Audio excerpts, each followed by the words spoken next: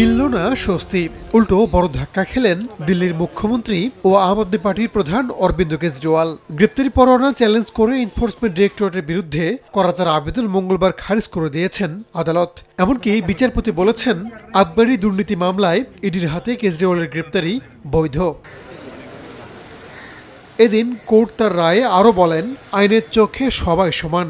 আদালতে ইডির পক্ষ থেকে যে সমস্ত তথ্য প্রমাণ উপস্থাপন করা হয়েছে তা বলছে কেজরিওয়াল এর সঙ্গে জড়িত আছেন।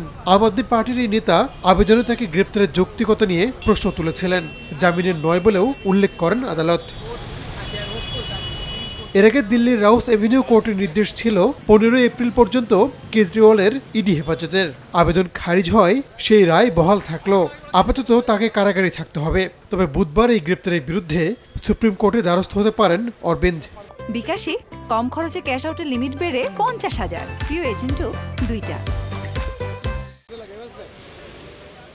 গেল 21 মার্চ আবগারি নীতি মামলায় জড়িত থাকার অভিযোগে কেজরিওয়ালকে গ্রেপ্তার করে এনফোর্সমেন্ট ডিরেক্টরেট বা ইডি। পরে নিম্ন আদালতে জামিনের আবেদন করা হলে তা নাকচ করা হয়। যদিও জেলে থেকেই মুখ্যমন্ত্রীর দায়িত্ব পালন করছেন কেজরিওয়াল।